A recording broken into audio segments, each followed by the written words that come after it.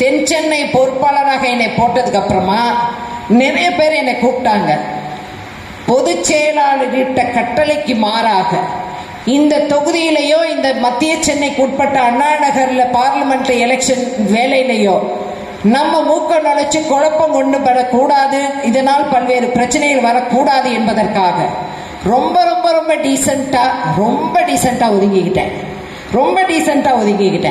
நான் யாருக்குமே தொந்தரவு கொடுக்கறது இல்லை, நான் யாருக்கிட்டையுமே குரூப்பிசம் பண்றது கிடையாது, யாருக்கிட்டையும் எதுவுமே சொல்றது கிடையாது. மாவட்ட செயலாளர் நானும் 2 நாளுக்கு முன்னாடி நானே தான் ஒரு விஷயமா அவர்கிட்ட ஃபோன் பண்ணி பேசினேன். அப்போ கூட சொல்லியிருக்கலாம், அண்ணன் 6 மணிக்கு நாங்கள் வர சொல்லியிருக்கோம், நீங்கள் அந்த டைமுக்கு வந்துடுங்க. நாங்கள் கேட்பது ஒரு அடிப்படை மரியாதை. அடிப்படையில் எங்களுக்கு இந்த தொகுதியில் நாய் மாதிரி சுத்திக்கிட்டு வரக்கூடிய ஒரு நிலையில கட்சிக்கு கட்டுப்பட்டவர்கள் எங்களை பார்த்தால், எங்களிடம் பேசினால், எங்கள் பெயர் நோட்டீஸிலே போட்டால் பதவி போய்விடும் என்று நிறைய பேர் சொல்லக்கூடிய நிலைகள் மாறி நீங்க நல்ல பல்லாண்டு பல்வேறு ஆண்டுகள் வாழ்ந்து இன்னும் இந்த பதவியில் இருந்து சிறப்பாக இருக்க வேண்டும் என்பதுதான் என்னுடைய வாழ்த்து.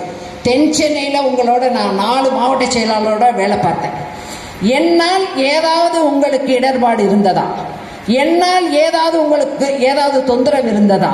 உங்களோடு உங்களாகவே நான் பணியாற்றினேன். அப்படிப்பட்ட எங்களை போன்றவர்கள். அதே மாதிரி தம்பி SR எனக்கு நல்ல ஞாபகம் இருக்கு.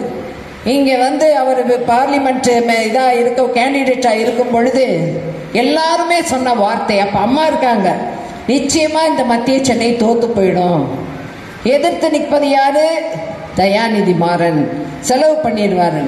ஆனால் தொண்டனுக்காக தன்னுடைய செல்வாக்கை பயன்படுத்தி வெற்றி பெற செய்த ஒரு சரித்திரம் தான் தம்பி SR இன்னைக்கு வந்து இருக்கக்கூடியது. அதனால நாங்கள் இந்த அண்ணா நகரில் நீங்கள் வந்து இப்போ காமிக்க ஒன்றும் வேண்டாம், பூத்து போடுறோங்க, பூத்து கமிட்டி போடுறோம்.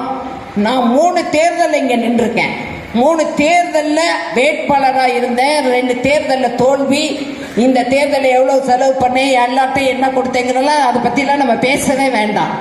ஆனால் மக்களை சந்தித்து இன்றைக்கும் நான் இங்கேயே சுற்றி கொண்டு இங்கேயே இருக்கக்கூடிய இந்த நிலையில் நான் மாவட்ட செயலாளரை பற்றியோ பகுதி செயலாளர்களை பற்றியோ, நீங்கள் இப்போ பகுதியை 4ஆக பிரித்து வட்டம் பிரித்து எல்லாம் போட்டீங்க, நியாயம், ஏன்னா அட்மினிஸ்ட்ரேஷன் பண்ணணும்னு. ஆனால் அண்ணனும் ஒரு மாவட்ட செயலாளர் தான். ஒரு பொறுப்பு போட்டால் அங்கே உள்ள தலைமை கழகத்திலே உள்ள நிர்வாகிகளை மரியாதை நிமித்தமாக பார்ப்பது என்பது ஒரு வழக்கம். ஆனால் வட்ட செயலாளர் கோகுலேந்திரா பார்த்தா பதவி போயிடும் நினைக்கக்கூடிய ஒன்றை நீங்கள் தயவு செய்து புரிந்து கொள்ள வேண்டும். உங்களிடம் நாங்கள் எதிர்பார்ப்பது அன்பான பாதுகாப்பு, அன்பு. அதை போல எங்களுக்கு வேற எதுவுமே வேண்டாம். சீட்டு கொடுக்கறதுன்னு முடிவு பண்ணுறது அண்ணன் தான், பொதுச் செயலாளர் தான். அது எனக்கு நல்லா தெளிவாக தெரியும். அதை பற்றி நான் சீட்டுக்காகவோ இல்லை, எப்போ இருந்தாலும் வீட்டில் ஒரு மரியாதையும் அன்பையும் தான் எதிர்பார்ப்பார்கள்.